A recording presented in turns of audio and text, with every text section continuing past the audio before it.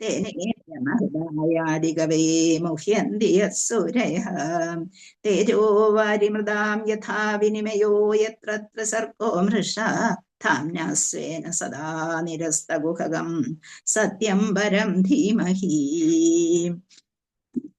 സത്യം പരം ധീമഹി യസ്വാനുഭാവമഖിലശ്രുതിസാരമേകം അധ്യാത്മദീപമതിവിദീർഷദാന്തമോന്തം സംസാരിണാം കരുണയാഗപുരാണഗുഹ്യം തം വ്യാസസൂനുമുപയാമി ഗുരും മുനീനാം നാരായണം നമസ്കൃത്യ നരം ചൈവ നരോത്തമം ദേവീം സരസ്വതീം വ്യാസം തതോ ജയമുദീരയേത് നഷ്ടപ്രായേഷു അഭദ്രേഷു നിത്യം ഭാഗവത സേവയാ ഭഗവത്യുത്തമ ശ്ലോകേ ഭക്തിർഭവതി നൈഷ്ഠികീ.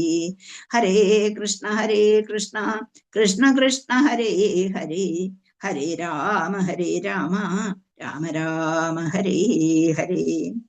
ഹരേ കൃഷ്ണ.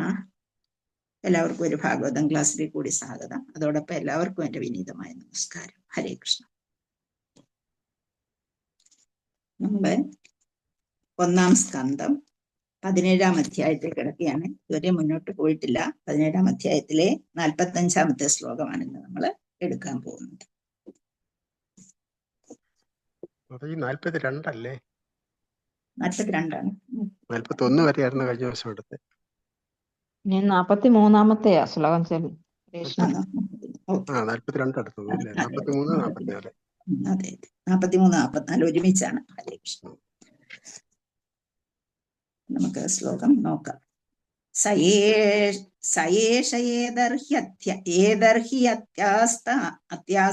അവിടെ നിർത്തണം. സയേഷയേദർഹ്യത്യാസ്ത ആസനം പാർത്ഥിവോചിതം പിതാമഹേനോപന്യസ്തം രാജ്ഞാരണ്യം വിവക്ഷതാം ആസ്തേധുനാ സരാജർഷി കൗരവേന്ദ്രശ്രിയോല്ലസൻ ഗജാഹ്വേ മഹാഭാഗ ചക്രവർത്തി ബൃഹസ്രവാം സയേഷയേദർഹ്യത്യാസ്ത ആസനം പാർത്ഥിവോചിതം പിതാമഹേനോപന്യസ്തം രാജ്ഞാരണ്യം വിവക്ഷതാം ആസ്തേധുനാ സരാജർഷി കൗരവേന്ദ്രശ്രിയോല്ലസൻ ഗജാഹ്വേ മഹാഭാഗ ചക്രവർത്തി ബൃഹസ്രവാം സ ഏഷ ഏദർഹി അധ്യാസ്ത നമ്മൾ പിരിച്ചെടുക്കുമ്പോൾ അധ്യാസ്തേ എന്ന് വരും.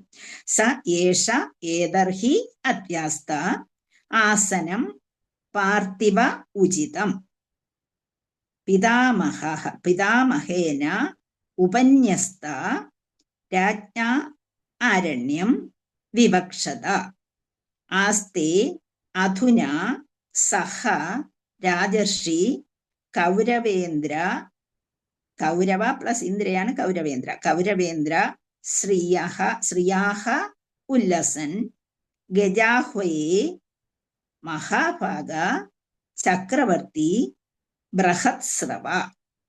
സ ഏഷ, സ എന്ന് പറഞ്ഞാൽ അദ്ദേഹം, ഏഷ ഈ കാണുന്നതെല്ലാം, ഏദർഹി നിലവിലുള്ളത്, അധ്യാസ്തേ എന്ന് വെച്ചാൽ ഭരിക്കുന്നു. സ ഏഷ ഏദർഹി അധ്യാസ്തേ. പിന്നെ ആസനം പാർത്ഥിവ ഉചിതം, ആസനം പാർത്ഥിവോചിതം പിതാമഹേന ഉപന്യസ്ത കൈമാറ്റം ചെയ്യപ്പെട്ട്, പിതാമഹനാൽ കൈമാറ്റം ചെയ്യപ്പെട്ട്, പിതാമഹേന ഉപന്യസ്ത പിതാമഹനാൽ കൈമാറ്റം ചെയ്യപ്പെട്ട്, രാജ്ഞാരണ്യം വിവക്ഷത രാജാവിനാൽ, അരണ്യം വിവക്ഷത ആരണ്യം വനം, വിവക്ഷത ആഗ്രഹിച്ച്, ആസ്തേ അവിടെയാകുന്നു, ആസ്തേ അധുന ആസ്തേ പ്ലസ് അധുന, ആസ്തേ അധുന എന്ന് വെച്ചാൽ ഇന്ന് നിലവിലുള്ളത്, സഹ അതെ അദ്ദേഹം എന്നൊക്കെ പറയും. സഹ അതെ രാജർഷി രാജാക്കന്മാരിൽ ഋഷിയായിട്ടുള്ളവൻ. ഞാൻ നേരത്തെ രാജർഷിയെ കുറിച്ചൊക്കെ പറഞ്ഞിരുന്നതാണ്, നമുക്ക് ഓർമ്മയുണ്ടെന്ന് കരുതുന്നു രാജർഷിയെ കുറിച്ചൊക്കെ. രാജർഷി കൗരവേന്ദ്ര ഗുരു രാജാക്കന്മാരിൽ പ്രമുഖൻ കൗരവേന്ദ്ര, ശ്രീയ മഹാത്മ്യങ്ങൾ അല്ലെങ്കിൽ യശസ്, ഉല്ലസം ഉല്ലസിക്കുന്നു വ്യാപിക്കുന്നു, ഗജാഹ്വയെ, ഹസ്തിനപുരത്തിന്റെ പേരാണ് ഗജാഹ്വയെ. മഹാഭാഗനായ ചക്രവർത്തി, ബൃഹസ്രവ, ബൃഹത്ത് സ്രവ എന്ന് പറയുമ്പോൾ ബൃഹത്തെ പ്ലസ് സ്രവ, അപ്പം അതിപ്രശസ്തനായ.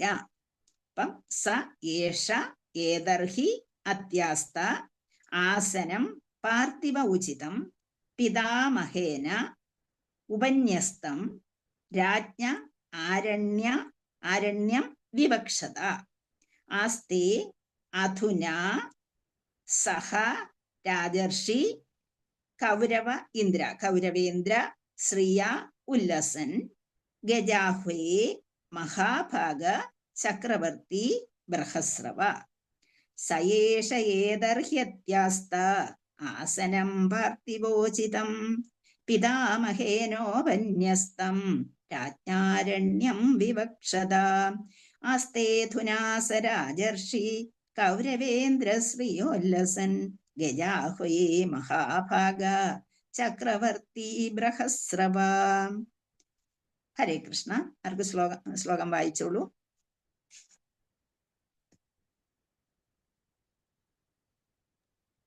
കൃഷ്ണ മാതാജി. ഹരേ കൃഷ്ണ, വായിച്ചു.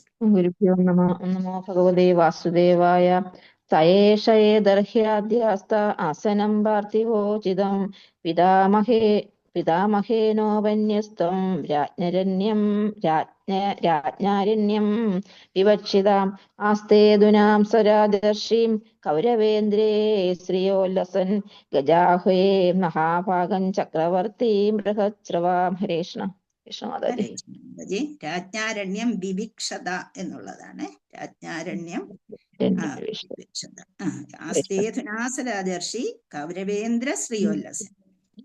ഹരേ കൃഷ്ണ. വേറെ ഒരാളൂടെ വായിക്കുന്നു. ഇച്ചിരി ബുദ്ധിമുട്ടുള്ള ഇതാണ്. ആരെങ്കിലും വേറെ വായിക്കുന്നു? ഹരേ കൃഷ്ണ മാതാജി. പ്രണാമം. ഓം നമോ ഭഗവതേ വാസുദേവായ. സയേഷ ഏതർഹ്യാദ്യസ്തേ ആസനം പാർത്ഥിവോചിതം പിതാമഹേനോപന്യസ്തം രാജ്ഞാരണ്യം വിവീക്ഷത. ആസ്തേ അധുനാ സ രാജർഷി സൗരവേന്ദ്ര ശ്രിയോല്ലസൻ ഗജാഹ്വയേ മഹാഭാഗ ചക്രവർത്തി ബൃഹസ്രവാഹ.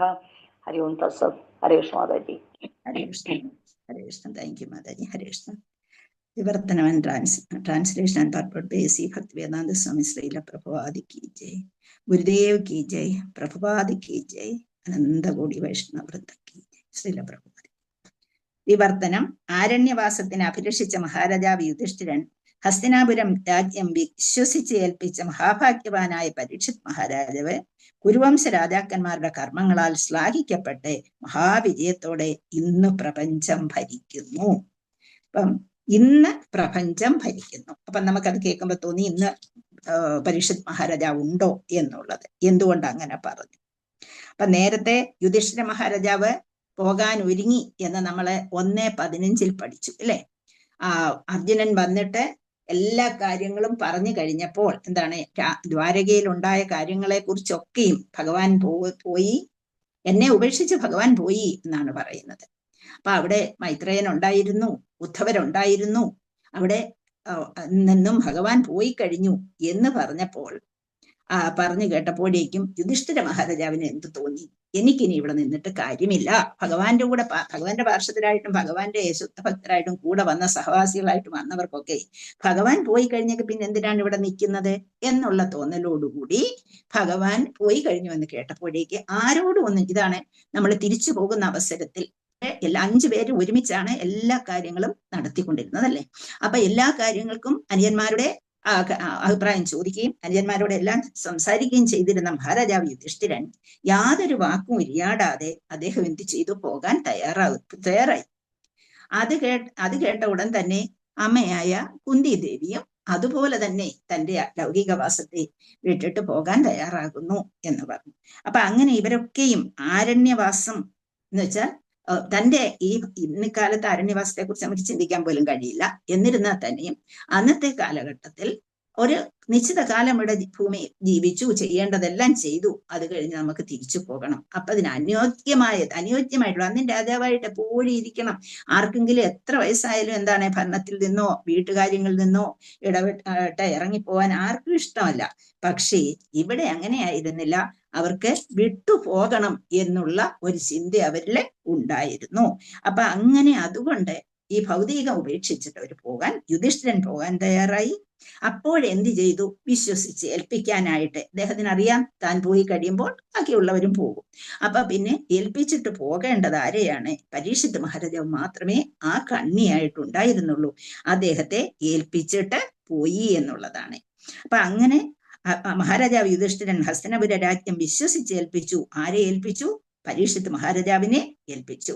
അപ്പം കുരുവംശ രാജാക്കന്മാരുടെ കർമ്മങ്ങളാൽ ശ്ലാഘിക്കപ്പെട്ട മഹാവിജയത്തോടെ ഇന്ന് എങ്ങനെ അദ്ദേഹം പ്രപഞ്ചം ഭരിക്കുന്നു. ഇന്ന് എന്ന് പറയാൻ കാരണം അദ്ദേഹത്തിനോടുള്ള ആ അടുപ്പ നിയർനെസ്, അദ്ദേഹം എങ്ങനെയാണ് ആത്മാർത്ഥതയോട് കാര്യങ്ങൾ ചെയ്തത് എന്നുള്ള ഇത് വെച്ചുകൊണ്ടാണ് ഇന്ന് ഭരിക്കുന്നു എന്നുള്ളതോടെ പറഞ്ഞിരിക്കുന്നത്. അപ്പം അദ്ദേഹം ആ സിറ്റുവേഷനെ എങ്ങനെ മറികടന്നു, എങ്ങനെയാണ് അദ്ദേഹം ഭരിച്ചത് എന്നുള്ള ആ രീതി വെച്ചുകൊണ്ടാണ് ഇന്നും ഭരിക്കുന്നു എന്നുള്ളത് പറഞ്ഞിരിക്കുന്നത് അവിടെ. യഥാർത്ഥത്തിൽ അദ്ദേഹവും പോയി കഴിഞ്ഞല്ലോ, ഇന്നും പ്രപഞ്ചം ഭരിക്കുന്നു. ആ ഒരു സിറ്റുവേഷൻ വെച്ചുകൊണ്ട് അവിടെ പറയുകയാണ്. പ്രസന്റ് ടെൻസ് ഇവിടെ യൂസ് ചെയ്യാൻ കാരണം ഇന്നും അവിടെ തന്നെയാണ് നമ്മൾ നിൽക്കുന്നത്. എവിടെ തന്നെ നിൽക്കുന്നു? ഇന്നത്തെ കാലം ഏതാണ്? കലിയുഗമാണ് അല്ലെ? കലിയുഗത്തിൽ നിന്ന് നമ്മൾ മാറിയിട്ടില്ല. അപ്പൊ ആ കലിയുഗത്തിൽ നിൽക്കുന്നത് കൊണ്ട് അവിടെ നമ്മൾ എന്ത് പറഞ്ഞു? എന്താണ് എഴുതിയത്? ഇന്നും ഭരിക്കുന്നു എന്ന് എഴുതിയിരിക്കുന്നു. അപ്പം പരീക്ഷിത്ത് മഹാരാജാവിന്റെ മരണശേഷം അദ്ദേഹം കഴിഞ്ഞുപോയി, അദ്ദേഹത്തിന്റെ കാലഘട്ടവും കഴിഞ്ഞു. പിന്നെ ജനമേജയനും വന്നു. പിന്നെ ഒരുപാട് കാര്യങ്ങൾ സംഭവിച്ചു കഴിഞ്ഞു. എന്നാൽ പക്ഷേ ഇന്ന് തന്നെ ഇവിടെ എഴുതിയിരിക്കുന്നു. അപ്പൊ പരീക്ഷിത് മഹാരാജാവിന്റെ മരണശേഷം വൈകാതെ നൈമിസാരണ്യത്തിലെ ഋഷിമാരുടെ നേതൃത്വത്തിൽ സുദീർഘമായ യജ്ഞാനുഷ്ഠാനങ്ങൾക്ക് ആരംഭം കുറിച്ചു. നമ്മളതെല്ലാം കണ്ടു അല്ലെ? അപ്പൊ 1000 വർഷത്തോളം നീണ്ടുനിന്ന യജ്ഞാനുഷ്ഠാനങ്ങളുടെ ആരംഭത്തിൽ ശ്രീകൃഷ്ണ ഭഗവാന്റെ ജ്യേഷ്ഠനായ ശ്രീ ബലദേവന്റെ സമകാലികരും പങ്കെടുത്തിരുന്നു. നമ്മളതെല്ലാം ക്ലാസ്സിൽ എടുത്തതാണ്. എന്റെ ബലരാമൻ വരുന്നതും അവിടെ യജ്ഞം ആരംഭിക്കുന്നതും, ആ യജ്ഞം ആരംഭിക്കുന്നതിന് മുമ്പ് തന്നെ ബലരാമൻ അവിടെ എത്തിച്ചേരുന്നു. എന്താണ് അവിടെ ഉണ്ടായ സന്ദർഭം? എന്താണ്? ആർക്കെങ്കിലും പറയാമോ? ബലരാമൻ അവിടെ എത്തിയപ്പോൾ എന്ത് സംഭവിച്ചു? അവിടെ ആചാര്യസ്ഥാനത്തിരുന്നിരുന്ന രോമഹർഷണ മഹർഷി എഴുന്നേറ്റ് ആദരിച്ചില്ല, ബാക്കിയുള്ളവരെല്ലാം എഴുന്നേറ്റ് ആദരിച്ചു. അതെ.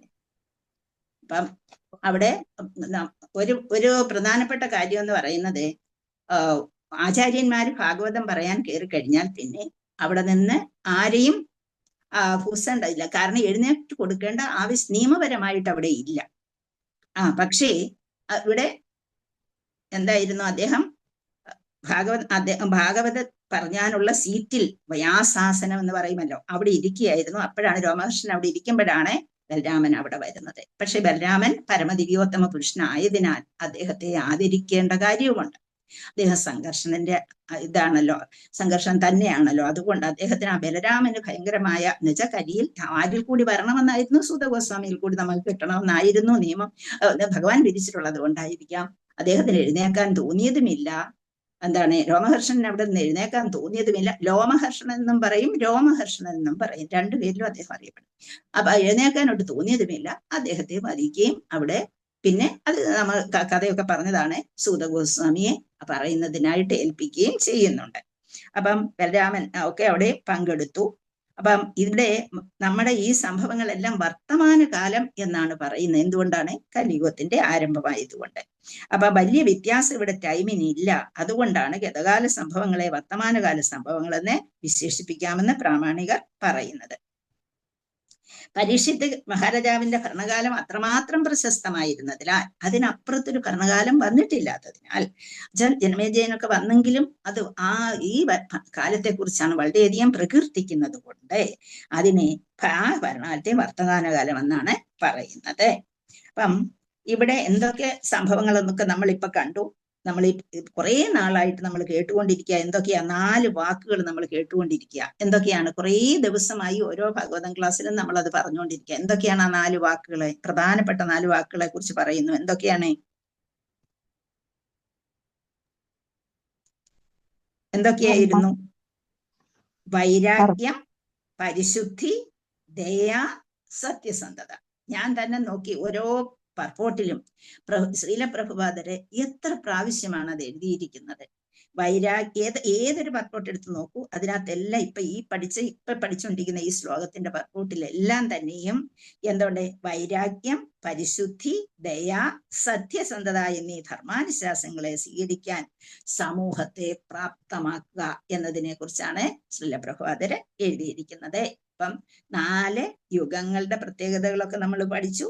അതുപോലെ ഇവിടെ നമ്മൾ എന്തൊക്കെ നേടിയിരിക്കണം, നമുക്ക് എന്തിന് വൈരാഗ്യം ഉണ്ടാകണം, എന്തിന് ആണ് പരിശുദ്ധി, ദയ, സത്യസന്ധത, ഇവയാണ് ധർമാനുശാസനങ്ങൾ എന്ന് പറയുന്നത്. ഈ ധർമാനുശാസനങ്ങളെ നമ്മൾ സ്വീകരിക്കാൻ സമൂഹം തയ്യാറാകണം, സമൂഹത്തെ പ്രാപ്തമാക്കി മാറ്റണം. അപ്പം പരീക്ഷിത് മഹാരാജാവിന്റെ ആ ധർമാനുശാസനങ്ങൾ ഇന്ന് നമ്മൾ തുടരുന്നുണ്ടോ എന്നുള്ളത് വേറെ കാര്യം അല്ലേ. അപ്പം അധികാരികൾ നിശ്ചയദാർഢ്യത്തോടെ ധർമാനുശാസനങ്ങൾ പ്രാവർത്തികമാക്കുന്ന പക്ഷം മാനവ സമൂഹം ഇനിയും മെച്ചപ്പെടുന്നതിനുള്ള സാധ്യതയുണ്ടെന്നാണ് പറഞ്ഞിരിക്കുന്നത്. അപ്പൊ എങ്ങനെ വേണം എന്നുള്ളതാണ് ഇവിടെ ശ്രീല പ്രഭുപാദർ പറയുന്നത്. പരീക്ഷിത് മഹാരാജാവിനെ പോലെ ഉറച്ച നടപടികൾ എടുക്കാൻ നാം ദൃഢനിശ്ചയത്തോടെ തയ്യാറാകുന്ന പക്ഷം, ഭരണാധികാരി അതിന് തയ്യാറാകുന്ന പക്ഷം, ഇവിടെ കലിസത്വത്താൽ ഉണ്ടാക്കിയ പ്രശ്നങ്ങളും പ്രവൃത്തികളും ഒക്കെ നിർമ്മാർജ്ജനം ചെയ്യാൻ അന്ന് രാജാവ് ശ്രമിച്ചതുപോലെ ഇന്നുള്ളവരും ശ്രമിച്ചാൽ ഇതിന് പരിഹാരമായി തീരും. പക്ഷേ നമ്മുടെ എന്തുകൊണ്ടോ ഭാഗ്യദോഷം കൊണ്ട് എന്താണ് സംഭവിക്കുന്നത്? ഭരണാധികാരികളൊക്കെ അവരുടേതായ എന്തിലാണ് പ്രാധാന്യം കൊടുക്കുന്നത്?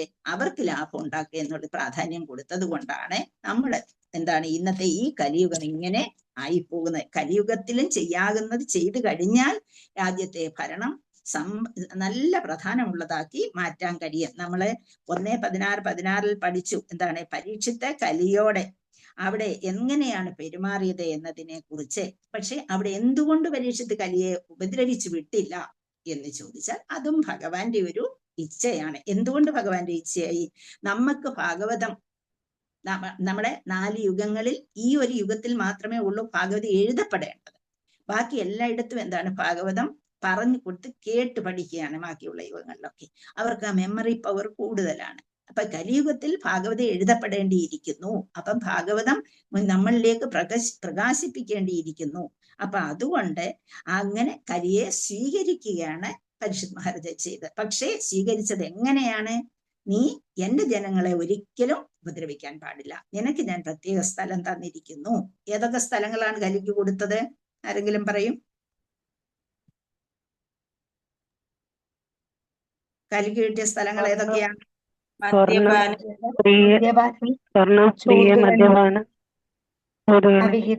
കശാപ്പുശാല, വ്യഭിചാരം നടത്തുന്നത്, സ്വർണം. അവസാനമാണ് സ്വർണം കൊടുക്കുന്നത്. ആദ്യമൊന്നും സ്വർണം കൊടുത്തില്ല ഇല്ലേ? കലി ചോദിച്ചപ്പോഴാണ് എന്ത് കൊടുക്കുന്നത്? സ്വർണം ഇരിക്കുന്ന സ്ഥലം കൊടുത്തത്. ഇപ്പൊ അതാണ് നമുക്ക് പ്രശ്നമായിരിക്കുന്നത് അല്ലേ. അപ്പൊ അങ്ങനെ എന്ത് സംഭവിച്ചു? കലിയെ സ്വീകരിച്ചു. പരീക്ഷിത് മഹാരാജാവ് കലിയോടെ മാന്യമായി പെരുമാറി. അവസാനം കലിയെ വധിക്കാൻ എടുത്ത വാൾ അദ്ദേഹം ഉറയിലേക്ക് തിരിച്ചിടുകയും ചെയ്തു എന്ന് പറയുന്നു. അപ്പം ഭഗവാന്റെ ഇച്ഛയ്ക്കനുസരിച്ചാണ് എന്ത് സംഭവിച്ചത്? ഈ ഭാഗവതം നമ്മളിലേക്ക് കിട്ടത്തക്ക രീതിയിൽ അവിടെ ഒരു മാറ്റം സംഭവിക്കുന്നതേ ഉള്ളതാണ്. പരീക്ഷിത്ത് വളരെ മഹാനായ ഒരു ഡിവോട്ടി ആയിരുന്നു നമുക്കറിയാം. പിന്നെ ആ ഒരു എന്താണ് അത്ര മഹാന്മാരായ അത്ര നല്ലവരായ ഡിവോട്ടിക്ക് മാത്രമേ ഭഗവാന്റെ ഇച്ഛ എന്തേ എന്ന് എളുപ്പം മനസ്സിലാക്കിയെടുക്കാൻ കഴിയുള്ളൂ. അപ്പൊ പരീക്ഷിത് മഹാരാജാവ് ഭഗവാന്റെ ഇച്ഛയെ സ്വീകരിക്കാൻ തയ്യാറായിരുന്നു.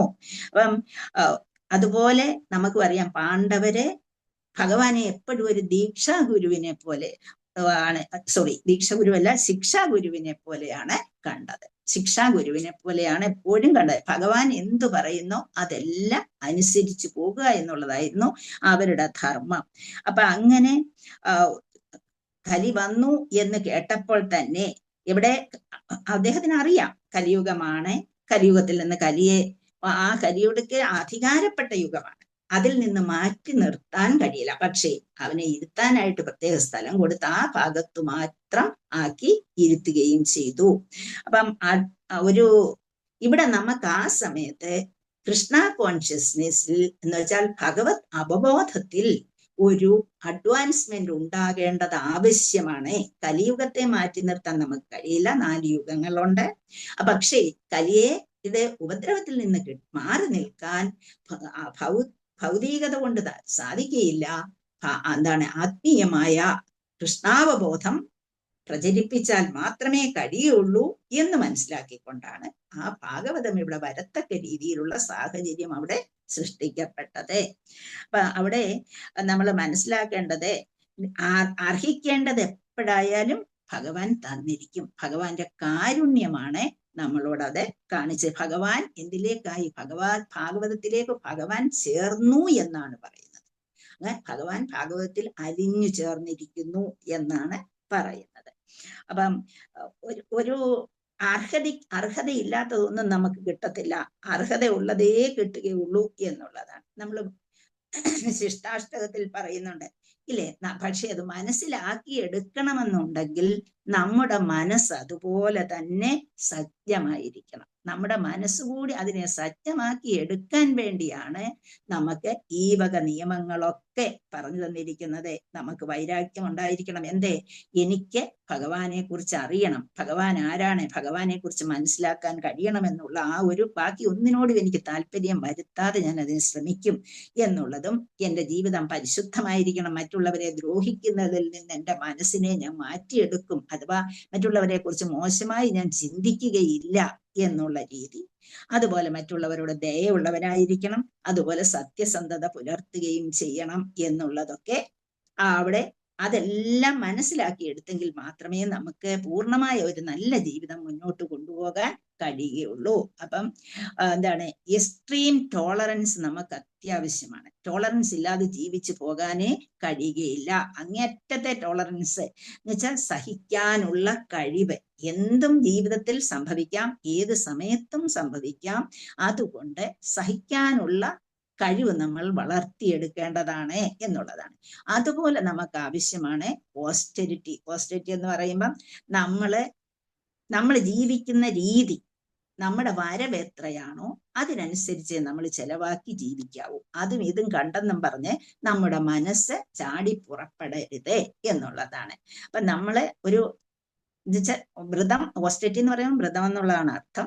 ഇവിടെ നമ്മുടെ ജീവിതത്തിൽ ലൈഫിൽ, ഇവിടെ കലിയുഗമായതുകൊണ്ട് ഇവിടെ ലൈഫിലെ കാര്യം പറയുമ്പോഴേ ആ ഓസ്റ്റെരിറ്റി നമ്മളിൽ ഉണ്ടാകണം. നമ്മൾക്ക് ഒരുപാട് ആഗ്രഹങ്ങൾ നമ്മുടെ മനസ്സിൽ കാണും, പക്ഷെ ആ ആഗ്രഹങ്ങൾക്കനുസരിച്ച് നമ്മൾ പോകരുത്. നമ്മുടെ മനസ്സിനെ അതിൽ നിന്ന് പിടിച്ചു നിർത്താൻ നമ്മൾക്ക് കഴിയണം. അതാണ് നമുക്ക് ഇവിടുത്തെ കലിയുഗത്തിൽ പ്രധാനപ്പെട്ട ഓസ്റ്റെരിറ്റിയാണ് അതെന്നുള്ളത് ഓർക്കണം. പിന്നെ റെസ്പെക്റ്റ് നമുക്കുണ്ടാകണം. മറ്റുള്ളവർക്ക് ബഹുമാനം കൊടുക്കാൻ നമ്മൾ എപ്പോഴും തയ്യാറായിരിക്കണം. നമുക്കും സാധാരണക്കാർക്ക് ഞാൻ വലുതാണ് എന്നുള്ള ചിന്തയാണ് കൂടുതൽ ആൾക്കാർക്കും ഉള്ളത്. ആ ഒരു ചിന്ത വരാതെ ആ റെസ്പെക്റ്റ് കൊടുക്കാനുള്ള ഒരു മനോഭാവം നമ്മളിൽ ഉണ്ടാകണം. പിന്നെ നമുക്ക് ഏറ്റവും അത്യാവശ്യമായിട്ടുള്ള കലിയുഗത്തിൽ അനുകമ്പ, മറ്റുള്ളവരുടെ കമ്പാഷനേറ്റ് ആയിരിക്കണം. മറ്റുള്ളവരോട് അനുകമ്പയുള്ളവരായിരിക്കണം. അതുപോലെ നമ്മൾ ഹ്യൂമിലിറ്റിക്ക് പ്രാധാന്യം കൊടുക്കണം. അങ്ങനെ അനുകമ്പയും ഹ്യൂമിലിറ്റിയും അത് ഏറ്റവും വലിയ ഗുണങ്ങളാണ്. ഇത് രണ്ടിനും വളരെയധികം. അപ്പൊ നമ്മൾ എപ്പോഴും ഓർക്കേണ്ടത് നമുക്കിതൊക്കെ ഉണ്ടോ, നമ്മളെ ടോളറന്റ് ആണോ, നമ്മള് ഓസ്റ്റെരിറ്റി നമ്മൾ എന്ത് ചെയ്യുന്നുണ്ടോ, പാലിക്കുന്നുണ്ടോ. ഓസ്റ്റെരിറ്റി എന്ന് പറയുമ്പോൾ തപസിരിക്കാനല്ല പറയുന്നത്, അതൊക്കെ വേറെ കാര്യം. നമ്മൾ ഏകാദശി ദിവസം ഒരു ദിവസം, ഒരു മാസത്തിന്നോ 2 ദിവസം നമ്മൾ ഏകാദശി നോക്കുന്നുണ്ടോ, ഓസ്റ്റിയറായിട്ട് ഇരിക്കുന്നുണ്ടാകാം. പക്ഷെ ഇവിടെ നമ്മുടെ മനസ്സിനെ പിടിച്ചു കെട്ടി നമ്മൾക്ക് ജീവിച്ചു പോകാനുള്ള ഒരു അത്യധികം ആർഭാടത്തിൽ കൂടിയാണോ നമ്മൾ പോകുന്നത് എന്നുള്ളത് നമ്മൾ ചിന്തിക്കണം. പിന്നെ നമ്മൾ മറ്റുള്ളവർക്ക് ബഹുമാനം കൊടുക്കുന്നുണ്ടോ, മറ്റുള്ളവരുടെ അനുണ്ടോ, ഇതൊക്കെ നമ്മളെ എപ്പോഴും ഈ കലിയുഗത്തിൽ ഏറ്റവും അത്യാവശ്യമായിട്ട് നമ്മൾ ചിന്തിച്ചിരിക്കേണ്ട കാര്യങ്ങളാണ്. കാരണം നമ്മുടെ മനസ്സ് എപ്പോഴും എടുത്തുചാട്ടത്തിലാണ്. അതിൽ നിന്ന് നമുക്ക് മുന്നോട്ട് വരണം, കുറച്ച് ഭഗവാനിലേക്ക് പോകണമെന്നുണ്ടെങ്കിൽ ഇത്രയും കാര്യങ്ങൾ നമ്മളെ മനസ്സിലാക്കി വെച്ചുകൊണ്ട് വേണം മുന്നോട്ട് പോകാനായിട്ട്. അപ്പൊ അതേ നമ്മൾ ഓർക്കേണ്ട ഒരു കാര്യം ഞാൻ പറഞ്ഞതേ ഉള്ളൂ. അപ്പൊ ഈ കലിയുഗത്തിന്റെ പ്രത്യേകതയിൽ നിന്ന് നമുക്ക് രക്ഷപ്പെടണമെന്നുണ്ടെങ്കിൽ അവിടെ നമുക്ക് ഭക്തി ആവശ്യമാണ്. അപ്പൊ എങ്ങനെയുള്ള നമ്മൾ ഭഗവാനെ കുറിച്ച് മനസ്സിലാക്കുമ്പോൾ നമ്മൾ പറയുന്നത് എന്താണ്, പറഞ്ഞതനുസരിച്ച് ആനുകൂല്യസ്യ സങ്കല്പ പ്രാതികൂലസ്യ വർജനം. അനുകൂലമായിട്ടുള്ള ഏതൊരു കാര്യങ്ങളെയും നമ്മളെ അതിനെ മനസ്സിലാക്കിക്കൊണ്ട് പ്രാതികൂലസ്യം പ്രതികൂലമായിട്ട് വരുന്നത്, ഭക്തിക്ക് എന്ത് പ്രതികൂലമായിട്ട് വരുന്നോ അതിനെ നമ്മളെ എന്ത് ചെയ്യണം, നമ്മൾ വർദ്ധിക്കണം എന്നുള്ളതാണ് പറഞ്ഞു തന്നിട്ടുള്ളത്. അതുപോലെ രക്ഷതീതി വിശ്വാസവും ഗോത്രയെ ആ ഒരു വരണം യഥാ. അപ്പം നമ്മളെ ആ വിശ്വാസത്തിൽ തന്നെ നമ്മുടെ വിശ്വാസം നമ്മളെ മുന്നോട്ട് നയിക്കും എന്നൊക്കെ പറയത്തില്ലേ. അപ്പം ആത്മനിക്ഷേപകാർപ്പണ്യോ അതോ ആ ഒരു ഷഡ്വിധ ശരണാഗതി, 6 വിധത്തിൽ നമ്മൾ കാര്യങ്ങൾ നമുക്ക് പറഞ്ഞു തന്നിട്ടുണ്ട്. ആ അനുകൂലമായിട്ടുള്ള കാര്യങ്ങൾ നമ്മൾ സ്വീകരിക്കുക, അതുപോലെ പ്രതികൂലമായിട്ടുള്ളത് വർദ്ധിക്കുക, ഭഗവാൻ രക്ഷിക്കുമെന്നുള്ള ഒന്നാമത്തേത് അതാണ്. ഭക്തിക്ക് അനുകൂലമായിട്ടുള്ളത് നമ്മൾ സ്വീകരിക്കണം, പ്രതികൂലമായിട്ടുള്ളത് വർദ്ധിക്കണം. രണ്ടാമതായിട്ട് ഭഗവാൻ രക്ഷിക്കും എന്ന ചിന്ത നമ്മുടെ മനസ്സിൽ ഉണ്ടാക്കിക്കൊണ്ടാണ് ഞാൻ പറഞ്ഞത് ഈ ടോളറൻസും ഓസ്റ്റെറിറ്റിയും റെസ്പെക്റ്റും അനുകമ്പയും അതുപോലെ ഹ്യൂമിലിറ്റിയും ഒക്കെ നമ്മൾ വളർത്തിയെടുക്കണം എന്നുള്ളത് പറഞ്ഞത്. പിന്നെ മൂന്നാമതായിട്ട് ശരീരത്തിൽ ജീവനെ പുലർത്തേണ്ട ആവശ്യം നമുക്കില്ല. ആ ജീവനെ ഭഗവാൻ തന്നെ നമുക്ക് നിറവേറ്റിത്തരും. അപ്പൊ നമ്മൾ ചെയ്യേണ്ട പ്രവൃത്തി നമ്മൾ ചെയ്താൽ മതി, ബാക്കിയുള്ളത് ഭഗവാൻ രക്ഷിക്കും. രക്ഷതീതി വിശ്വാസവും, രക്ഷിക്കുമെന്നുള്ള ആ വിശ്വാസം നമ്മളിൽ ഉണ്ടായിരിക്കണം. പിന്നെ അതുപോലെ നാലാമത്തേത്, ഞാൻ അശരണനാണ്, തൻ്റെ ജീവിതോത്കർഷത്തിന് കാരണമായി ഭവിക്കുന്നത് ഭഗവത് ചിന്തയായിരിക്കണം. ഭഗവാനെ കൂടെ ഉണ്ടെങ്കിൽ മാത്രമേ എൻ്റെ ജീവിതോത്കർഷം ഉയരുകയുള്ളൂ. പക്ഷെ നമ്മളിപ്പോ ചോദിക്കാം, ഈശ്വരചിന്തയില്ലാത്തവർക്ക് ഉയർന്നു നിൽക്കുന്നില്ല എന്നൊക്കെ ചോദിക്കാം. പക്ഷെ കർമ്മഫലം എന്നുള്ളത് അവിടെ പ്രാധാന്യം അർഹിക്കുന്നതാണ്. പിന്നീട് കൃഷ്ണാവബോധത്തോടെ ഭഗവത് സേവനത്തിൽ മുഴുകുന്നവൻ അങ്ങനെയുള്ളവർക്ക് ഭൗതിക കർമ്മങ്ങൾ നേരെ അങ്ങ് അകന്നു പോകും എന്നുള്ളതാണ്. അപ്പം കൃഷ്ണാവബോധത്തോടു കൂടി ഭഗവത് സേവനത്തിൽ മുഴുകുകയാണെങ്കിൽ ഭൗതിക കർമ്മങ്ങളെ കുറിച്ചുള്ള ചിന്ത കുറേശ്ശെയായിട്ട് പോകും. കാരണം നമുക്ക് എപ്പോഴും ഭൗതിക കർമ്മങ്ങളിലാണ് നമ്മുടെ മനസ്സ്. അതിനെ കുറേശ്ശെയായിട്ട് മാറ്റിയെടുക്കണമെന്നുണ്ടെങ്കിൽ നമ്മളെ കൃഷ്ണാവബോധം നമ്മളിൽ ഉണ്ടാക്കിയെടുക്കണം. എന്ന് കൃഷ്ണാവബോധം എന്ന് പറയുന്നത് ഭഗവത് ചിന്തയിൽ മനസ്സിനെ കുറച്ചു നേരം മുഴുകാൻ കഴിയണം. നമ്മൾ എന്ത് ചിന്തിക്കുമ്പോഴും നമ്മൾ ഓർക്കണം, അത് ഭഗവാന്റെ നിയമത്തിന് ഇഷ്ടപ്പെടുന്നതാണോ എന്ന ചിന്താഗതി നമ്മളിൽ ഉണ്ടാകണം എന്നുള്ളതാണ്. അപ്പൊ പിന്നെ അതിനോടൊപ്പം നമ്മളെ ജ്ഞാനാർജനം നേടണം. അതിനാണ് ഈ ക്ലാസ് ഒക്കെ നിങ്ങൾ അറ്റൻഡ് ചെയ്യുന്നതും ബുക്കുകൾ വായിക്കുന്നതും പഠിക്കുന്നതും ഒക്കെ. പിന്നെ യോഗ ശാസ്ത്രാനുസരണമായ ധ്യാനം, അതാണ് താല്പര്യമുള്ളവർക്ക് അതിലേക്ക് പോകാം. എന്നിങ്ങനെ ശുദ്ധീകരണ പ്രക്രിയകളാണ് ഇതൊക്കെ. യോഗത്തിന് പോകുന്നതെന്ന് പറഞ്ഞാൽ യോഗത്തിൽ കൂടി മനസ്സിനെ കോൺസെൻട്രേറ്റ് ചെയ്യാൻ കഴിയുക, ജ്ഞാനം നേടാൻ വേണ്ടി ശാസ്ത്രാനുസരണമായ ബുക്കുകൾ പഠിക്കുക എന്നുള്ളത്. അപ്പൊ ഇത്രയും കഴിഞ്ഞിട്ട് വേണം കൃഷ്ണനെ പൂർണ്ണ സമർപ്പണം ചെയ്യുന്ന ഒരാൾക്ക് ഇങ്ങനെയൊന്നും ചിന്തിക്കേണ്ട കാര്യമേ ഇല്ല. കാരണം സർവ്വതും കൃഷ്ണാർപ്പണമായിട്ട് നാക്കുകൊണ്ട് പറയുകയല്ല, അങ്ങനെ പെരുമാറണം. എല്ലാവരും നാക്കുകൊണ്ട് പറയും എന്തേ, കൃഷ്ണാർപ്പണമസ്തു ഇല്ലേ, നമ്മളെല്ലാവരും പറയുന്നതാണ്. പക്ഷെ അതുകൊണ്ടായില്ല നമ്മൾ ആ രീതിയിൽ മുന്നോട്ട് പോകാൻ. അപ്പൊ ഭഗവാനെ പൂർണ്ണമായി മുഴുകിയവർക്ക് അവർ ചെയ്യുന്നത് എന്തും എല്ലാം ഭഗവാൻ വേണ്ടിയാണ്. അവരെന്ത് ചെയ്താലും, കുട്ടികളെ നോക്കിയാലും സ്കൂളിൽ വിട്ടാലും ചെയ്യുന്ന പള്ളികളും അതെല്ലാം ഭഗവാന് വേണ്ടിയാണ് അവര് ചെയ്യുന്നത്. പിന്നെ സമയം പാഴാക്കാതെ മുന്നോട്ട് നീങ്ങി എല്ലാവിധ പാപപ്രതികരണത്തിൽ നിന്നും ഒഴിവായി നിൽക്കാൻ ശ്രമിക്കുകയും ചെയ്യണം. അപ്പം പാപപ്രതികരണങ്ങൾ അകറ്റാൻ നമ്മൾ ശ്രമിച്ചിരിക്കണം. അതുപോലെ അനുഷ്ഠാനങ്ങളെ ആർക്കാണ് ആവശ്യമുള്ളത്? കൃഷ്ണാവബോധത്തിൽ പൂർണ്ണ സമർപ്പണം ചെയ്തിട്ടില്ലാത്തവർക്ക് ഈ അനുഷ്ഠാനങ്ങളെല്ലാം ആവശ്യമുള്ളതാണ് എന്ന് നമ്മൾ മനസ്സിലാക്കിയെടുക്കണം. അപ്പൊ അതുപോലെ ഓരോരുത്തർ ചോദിക്കും, വിരാട് രൂപത്തിൽ ഭഗവാൻ എല്ലാം കാണിക്കുന്നുണ്ടല്ലോ, വിരാട് രൂപം ഭഗവാനല്ലേ? ഭഗവാനെ കുറിച്ച് ചിന്തിക്കാത്തവരിങ്ങൊക്കെ ചോദിക്കും. പക്ഷെ വിരാട് രൂപം എന്ന് പറയുന്നത് ഭൗതികതയിലുള്ള എല്ലാ വസ്തുക്കളെയും ചേർത്തുകൊണ്ട് ഭൗതികതയിൽ അർജുനന് കാണിച്ചു കൊടുത്ത, അല്ലെങ്കിൽ വീണ്ടും കാണിച്ചു കൊടുക്കുന്നുണ്ട്, അങ്ങനെ കാണിച്ചു കൊടുത്ത രൂപമാണ് എന്ത് വിരാട് രൂപം എന്ന് പറയുന്നത്. അത് ആത്മീയതയിൽ ഇല്ലാത്ത ഒരു രൂപമാണ്. അപ്പൊ അത് ദിവ്യനേത്രം കൊടുത്തിട്ടാണ് ഭഗവാൻ അത് കാണിച്ചു കൊടുക്കുന്നത്. ഒന്ന് കാണിക്കുന്നത് അത് ഭൗതിക ലോകത്തെ സൂചിപ്പിക്കുന്നതാണെന്നും അത് വെച്ചുകൊണ്ട് ആരും ഭഗവാനെ അളക്കരുതെന്ന് നമ്മൾ ഓർക്കേണ്ടിയിരിക്കുന്നു. അപ്പൊ നമ്മള് ഇവിടെ ജീവിതം എങ്ങനെ കൊണ്ടുപോകണം, ചൂതുകളി, വ്യഭിചാരം, മദ്യപാനം, മൃഗകശാപ്പ് എന്നിവ നടത്തുന്ന സ്ഥലങ്ങൾ രാജ്യത്ത് ഇല്ലെന്ന് ഉറപ്പ് വരുത്താനാണ് ആര് ശ്രമിച്ചത്? പരീക്ഷിത് മഹാരാജാവ് ശ്രമിച്ചത്. അപ്പൊ അതുപോലെ തന്നെ ഒരു 8 കാര്യങ്ങളാണ് ഞാനിപ്പോ പറഞ്ഞത്. ഇത് 8 കാര്യവും നമുക്ക് എന്തിനുള്ളതാണ്? ആനുകൂല്യ സങ്കല്പ പ്രതികൂലസ്യ വർജനം. അത് നമ്മൾ എപ്പോഴും മനസ്സിലാക്കി എടുക്കേണ്ടതാണ്. അപ്പൊ ഞാന് അശരണനാണ്, എന്റെ ജീവിതോത്കർഷത്തിന് കാരണം ഭഗവാനാണ്, ഈ ചിന്താഗതിയോടെയാണ് ഈ രാജാവ് ഭരിച്ചിരുന്നത്. അതുകൊണ്ട് അദ്ദേഹത്തിന്റെ ആ ചിന്താഗതിയാണ് അദ്ദേഹത്തെ രാജർഷിയാക്കി മാറ്റിയത്. ബ്രഹ്മർഷിയും രാജർഷിയും നമ്മൾ പഠിച്ചതാണ്. അപ്പൊ ആ ഒരു ഇത് ഇവിടെ രാജർഷിയായി. എങ്ങനെയാണ് രാജർഷിയായത് എന്ന് ചോദിച്ചാൽ അദ്ദേഹം ഒന്നിലും ഉടമസ്ഥാവകാശം എടുത്തില്ല. എപ്പോഴും ഞാൻ ഭഗവാൻ അധീനനാണ് എന്ന് ചിന്തിച്ചു എന്നുള്ളതാണ് നമ്മളവിടെ കണ്ടത്. അപ്പം എങ്ങനെ ജീവിതത്തിൽ ജീവിച്ചു പോകണം. ഇപ്പൊ ഇവിടെ ശ്രീലപ്രഭാതർ ഒരുപാട് കാര്യം പറഞ്ഞു തന്നിട്ടുണ്ട്. എങ്ങനെ ഇക്കാലത്തെ ഭരണകർത്താക്കൾ ചെയ്യണം, എന്തെല്ലാം കാര്യങ്ങളാണ് ചെയ്യേണ്ടത്. കലിക്ക് വസിക്കാൻ ഇവിടെ സ്ഥലം കൊടുത്തതുപോലെ തന്നെ ഇവിടെയും എന്താണ് ഓരോ ജനങ്ങളുടെയും വാസസ്ഥലങ്ങളെ കുറിച്ചും അതുപോലെ കൊടുക്കുന്ന പ്രാധാന്യത്തെക്കുറിച്ചും എല്ലാം ഭരണാധികാരികൾ ചിന്തിക്കേണ്ടിയിരിക്കുന്നു. ഇന്ന് ആധുനിക ഭരണാധികാരികൾ രാജ്യത്ത് അഴിമതി നിർമ്മാർജ്ജനം ചെയ്യാൻ ആഗ്രഹിക്കുന്നു. എന്നാൽ അത് എങ്ങനെ സാധ്യമാകണമെന്ന് അവർക്ക് അറിഞ്ഞുകൂടാ. അതുപോലെ ഇവിടെ പറഞ്ഞിരിക്കുന്നു, വഞ്ചനയ്ക്ക് പ്രാധാന്യം കൊടുക്കുന്നു. വഞ്ചന വെച്ചുകൊണ്ടാണ് എന്തിനെ അഴിമതി തുടച്ചു നീക്കാൻ അവർ ശ്രമിക്കുന്നത്.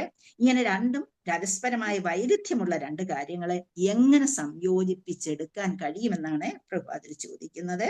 അതുകൊണ്ട് വൈരാഗ്യവും പരിശുദ്ധിയും ദയയും സത്യസന്ധതയും ഇവയെ അനുകരിച്ച് നമ്മൾ സമൂഹത്തെ പര്യാപ്തമാക്കി മാറ്റണമെന്നും അതുപോലെ ചൂതുകളിയും മദ്യപാനവും വ്യഭിചാരവും വഞ്ചകത്വവും ഇല്ലാതാക്കാൻ ഭരണാധികാരികൾ ശ്രമിച്ചാൽ രാജ്യം വളരെ മുന്നോട്ട് പോകും എന്നുള്ള കാര്യങ്ങളാണ് ഇവിടെ പറഞ്ഞു തന്നിരിക്കുന്നത്.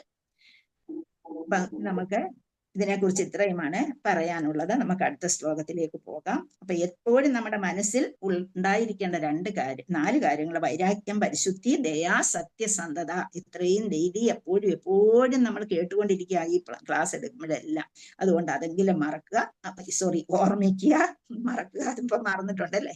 അപ്പൊ അതുപോലെ എക്സ്ട്രീം ടോളറൻസും ഓസ്റ്റെരിറ്റിയും റെസ്പെക്ട് കൊടുക്കുന്നതും കമ്പാഷനും ഹ്യൂമിലിറ്റിയും, ഈ 5 കാര്യങ്ങളും നിങ്ങളുടെ മനസ്സിൽ എപ്പോഴും ഉണ്ടാകട്ടെ എന്ന് ഞാൻ പ്രാർത്ഥിക്കുന്നു. ഹരേ കൃഷ്ണ.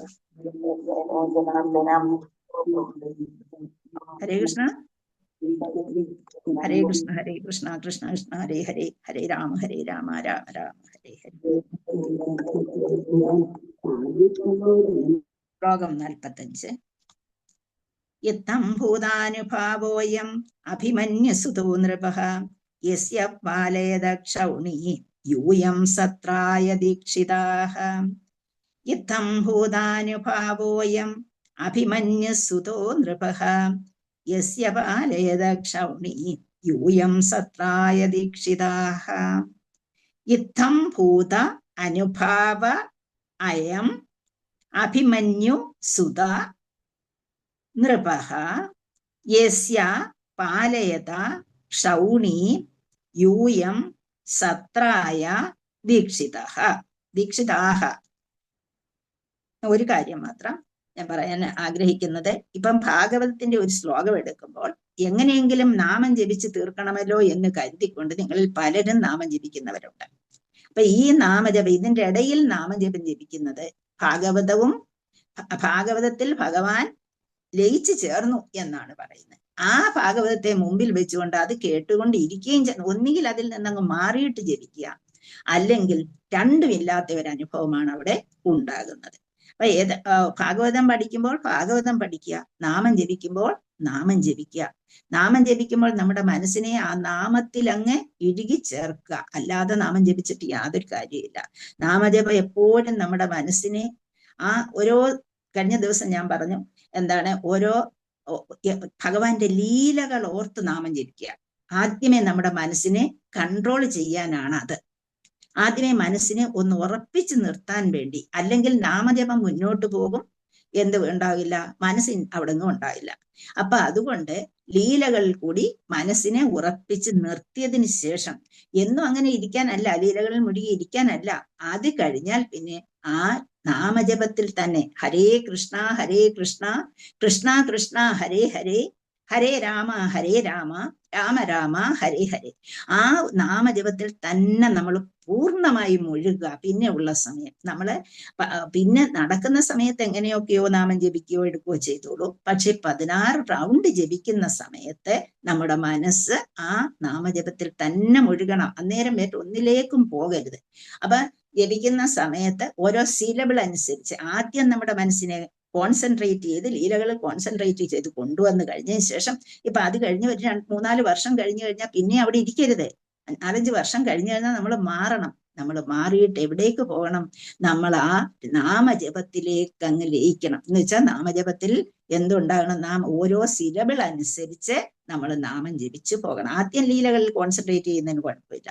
പക്ഷെ കുറച്ച് കഴിയുമ്പോൾ നമ്മൾ എവിടെ പോകണം? നാമജപത്തിൽ ഹരേ കൃഷ്ണ, ആ വാക്കുകളിൽ തന്നെ ഹരേ കൃഷ്ണ ആ വാക്കുകളിൽ തന്നെ ലയിച്ച് നാമം ജപിക്കുന്നത് കൊണ്ടേ ഫലമുള്ളൂ. അല്ലാതെ ഇവിടെ ഭാഗവതം ക്ലാസ് എടുക്കുന്നതിനിടയിൽ ഒന്ന് നാമം ജപിച്ച് വെച്ചുകൊണ്ട് യാതൊരു ഇതുമില്ല. നാമജപത്തിന് വലിയ പ്രാധാന്യമാണുള്ളത്. കാര്യം ശരി. ഏറ്റവും ഹരേർനാമ ഈവ കേവലം കലൗ നാസ്ത്യേവ ഗതിരന്യഥ എന്നാണ് പറയുന്നത്. അപ്പൊ അവിടെ എന്തൊക്കെയാണ്? 3 പ്രാവശ്യം പറഞ്ഞേക്കുന്നു. ജ്ഞാനം, യോഗം, പിന്നെന്തൊക്കെയാണ്? കർമ്മം. ഈ 3 കൊണ്ട് രക്ഷയില്ല എന്നാണ് പറഞ്ഞിരിക്കുന്നത്. നാസ്തി ഏവ ഗതിരന്യഥ. നാമജപത്തിൽ തന്നെ കോൺസെൻട്രേറ്റ് ചെയ്യുക. അല്ലാതെ ജ്ഞാനം നേടാൻ ശ്രമിച്ചത് കൊണ്ടോ യോഗത്തിനെ വേണ്ടി ശ്രമിച്ചത് കൊണ്ടോ കർമ്മം കൊണ്ടോ നമുക്ക് പറ്റില്ല. അതിനും അപ്പുറത്ത് കടന്നെങ്കിൽ മാത്രമേ നമുക്ക് ഈ നാമജപത്തിലേക്ക് മനസ്സിനെ കോൺസെൻട്രേറ്റ് ചെയ്തിരിക്കണം എന്നുള്ളതാണ്. അല്ലെങ്കിൽ പിന്നെ ആ ജപം കൊണ്ട് എന്താണ് ഫലം? ഒന്നുമില്ല. ഹരേ കൃഷ്ണ. സോറി, എന്റെ ഇടയ്ക്ക് പറയേണ്ടി വന്നതില്. ഹരേ കൃഷ്ണ. വിവർത്തനം. ശ്രീ ഭക്തിവേദാന്ത സ്വാമി ശ്രീല പ്രഭുപാദി കി ജയ്. വിവർത്തനത്തിൽ അഭിമന്യു സുതനായ പരീക്ഷിത് മഹാരാജാവ് തന്റെ രാജഭരണ പ്രവീണതയിലും രക്ഷാധികാരിത്വ നിപുണതയിലും അത്രത്തോളം വിവേകിയായിരുന്നതിനാൽ ഇത്തരത്തിലുള്ള യജ്ഞാനുഷ്ഠാനം നിങ്ങൾക്ക് സാധ്യമായി. അപ്പം അഭിമന്യു സുതനായ പരീക്ഷിത് മഹാരാജാവ് അവിടെ പറഞ്ഞിരിക്കുന്നു, അച്ഛന്റെ പേര് പറഞ്ഞിരിക്കുന്നു. അപ്പം എത്രമാത്രം പ്രാധാന്യത്തോടുകൂടിയാണ് രാജഭരണം നടത്തിക്കൊണ്ടു പോയതെന്നും രക്ഷാധികാരിയായി എങ്ങനെ നിന്നെന്നും അദ്ദേഹം എത്രമാത്രം വിവേകിയായിരുന്നു എന്നും അപ്പോൾ പിന്നീട് നടന്ന യജ്ഞത്തെ കുറിച്ചാണ് പറയുന്നത്. അങ്ങനെ ഒരു യജ്ഞം നടത്താൻ ഇദ്ദേഹത്തിന്റെ ഭരണം കാരണമായി തീർന്നു എന്നാണ് പറഞ്ഞിരിക്കുന്നത്. ഹരേ കൃഷ്ണ. ശ്ലോകം വായിച്ചോളൂ. ഹരേ കൃഷ്ണ. ഓം നമോ ഭഗവതേ വാസുദേവായ. ഇദം ഭൂതാനുഭാവോ അഭിമന്യു സുതോ നൃപഃ യസ്യ പാലായ ദാക്ഷൗണീം വ്യോം സത്രായ ദീക്ഷിതഃ. ഹരേ കൃഷ്ണ. ഹരേ കൃഷ്ണ. ഒരാളുടെ വായിച്ചോളൂ. ഹരേ കൃഷ്ണ. ഇത്തം ഭൂതാനുഭാവോയം അഭിമന്യു സുതോ നൃപഃ യസ്യ പാലായ ദാക്ഷൗണീ യൂയം സത്രായ ദീക്ഷിതഃ. മാതാജി, രണ്ടാമത്തെ ലൈൻ ഒന്നുകൂടെ വായിച്ചേ മാതാജി. ഹരേ കൃഷ്ണ. യസ്യ പാലയത ക്ഷൗണി. യസ്യ പാലയത ക്ഷൗണി. ഹരേ കൃഷ്ണ. അപ്പഴേ ഇവിടെ പറയുന്നത് മഹാരാജാവ് അഭിമന്യുവിനെ കുറിച്ച് എല്ലാവർക്കും അറിയാം അല്ലേ? അഭിമന്യു എന്ന് പറയുന്നത് ആരാണ്? അഭിമന്യു അദ്ദേഹത്തെ യുദ്ധത്തിന് വേണ്ടി ഭഗവാന്റെ ഇച്ഛയനുസരിച്ചാണ് അദ്ദേഹം ഇവിടെ വരുന്നത്. അദ്ദേഹത്തെ വിടാൻ അദ്ദേഹത്തിന്റെ സോമന് ഇഷ്ടമുണ്ടായിട്ടല്ല, പക്ഷെ കുറച്ചു കാലത്തേക്ക് ഭൂമിയിലേക്ക് വിടാമെന്നൊന്ന് സമ്മതിച്ചാണ് അദ്ദേഹത്തെ ഇവിടേക്ക് വിട്ടത്. യുദ്ധത്തിൽ ഏർപ്പെടാൻ അദ്ദേഹത്തിന്റെ പങ്ക് ആവശ്യമുണ്ട് എന്ന് കണ്ടുകൊണ്ട് ഭഗവത് ഇച്ഛയനുസരിച്ച് അദ്ദേഹത്തെ ഇവിടെ ഈ അതിന്റെ ആവശ്യത്തിന് വേണ്ടി അദ്ദേഹത്തിന് ജന്മമെടുത്ത ആളാണ് അഭിമന്യു എന്ന് പറയുന്നത്, അല്ലെ, സോമപുത്രനായിട്ട്. അപ്പൊ അങ്ങനെ അഭിമന്യുവിന്റെ അങ്ങനെ വന്ന, അതുകൊണ്ടാണ് അദ്ദേഹം 16 വയസ്സായപ്പോൾ തിരിച്ചു പോകുന്നത്. അതിൽ കൂടുതൽ കാലം അദ്ദേഹത്തെ ഇവിടെ നിർത്തിയേക്കുകയില്ല എന്ന് നേരത്തെ വാക്ക് കൊടുത്തിരുന്നതാണ്. അപ്പൊ അങ്ങനെ വന്നു. പക്ഷെ യുദ്ധത്തിൽ അദ്ദേഹത്തിനെ ചതിക്കുകയും ചെയ്തു. അപ്പൊ ഏത് രീതിയിലും അദ്ദേഹം തിരിച്ചുപോയി എന്നുള്ളതാണ്. അപ്പൊ അഭിമന്യുവിന്റെ പുത്രനായ ഈ പരീക്ഷിത് മഹാരാജാവ് എന്ന് വെച്ചാൽ നമുക്കറിയാം, ആ യുദ്ധത്തെ കുറിച്ച് കേൾക്കുമ്പോൾ തന്നെ എത്രമാത്രം വീരനായിരുന്നു യുദ്ധത്തിൽ എന്നുള്ളത്. ഇത്രയും പേരെ, എത്രയോ ആൾക്കാരെ, ആ കൗരവന്മാരുടെ കൂട്ടത്തിലുള്ള വളരെ വളരെ കേമന്മാരായ ആൾക്കാരെ ഒറ്റയ്ക്ക് എതിർക്കാൻ ശ്രമിച്ച ആളാണ്, ഒറ്റയ്ക്ക് എതിർത്ത ആളാണ്. പക്ഷെ തിരിച്ചു പോരാനുള്ള ആ വഴി അദ്ദേഹം കേട്ടിരുന്നില്ല. അദ്ദേഹം ആ ഒരു യുദ്ധത്തിന് രംഗം ചെയ്ത് അകത്തേക്ക് കടക്കാനുള്ള മാർഗം കേട്ടെങ്കിൽ അദ്ദേഹം, നിങ്ങൾക്ക് കഥയറിയാം, ശ്രീകൃഷ്ണ ഭഗവാൻ അർജുനനെ വിശദ വിവരങ്ങളെല്ലാം പറഞ്ഞു കൊടുത്തുകൊണ്ടിരുന്ന അവസരത്തില് എന്താണ്, ആ അർജുനൻ എന്ത് ചെയ്തു? ഉറങ്ങിപ്പോയി. പക്ഷേ അഭിമന്യു ഇതെല്ലാം കേൾക്കുകയും ചെയ്തു. പക്ഷെ ഭഗവാന് മനസ്സിലായി ഇവൻ ഇത് കേൾക്കുന്നുണ്ട് എന്നുള്ളത്. അതുകൊണ്ട് ഇറങ്ങിപ്പോരുന്ന കാര്യം ഭഗവാൻ പറഞ്ഞു കൊടുത്തില്ല. കാരണം ഭഗവാൻ തന്നെ പറഞ്ഞിട്ടുണ്ട് 16 വയസ്സാകുമ്പോൾ തിരിച്ചു വിട്ടേക്കാം. അങ്ങനെ ആ ഇത്ര സമർത്ഥനായിരുന്നു. ഇത്രയും പേരെ ഒരുമിച്ച് വളരെ വളരെ കേമന്മാരായ ആൾക്കാർ യുദ്ധം ചെയ്യുന്നിടത്ത് ഇവൻ എന്താണ്, അർജുനനേക്കാൾ 1000 മടങ്ങ് കഴിവുള്ള ആളാണ് ഭീഷ്മ പിതാമഹൻ. അപ്പൊ അങ്ങനെയുള്ള ആ യുദ്ധത്തിൽ ദ്രോണാചാര്യരും ഒക്കെ അവിടെ വെച്ച് അത്രയും യുദ്ധത്തിൽ പ്രാഗൽഭ്യം കാണിക്കാൻ ആർക്ക് കഴിഞ്ഞിരുന്നു? അഭിമന്യുവിന് കഴിഞ്ഞിരുന്നു. ആ അഭിമന്യുവിന്റെ പുത്രനാണ് പരീക്ഷിത് മഹാരാജാവ്. അങ്ങനെയുള്ള ആ മഹാരാജാവ് തന്റെ രാജ്യഭരണ പ്രവീണതയിലും രാജ്യഭരണ സാമർഥ്യത്തിലും രക്ഷാധികാരത്വ നിപുണതയിലും അത്രത്തോളം വിവേകിയായിരുന്നു. അതുകൊണ്ടാണ് ഇത്തരത്തിലുള്ള ഏത് യജ്ഞാനുഷ്ഠാനത്തിന്റെ കാര്യമാണ് ഇവിടെ പറയുക?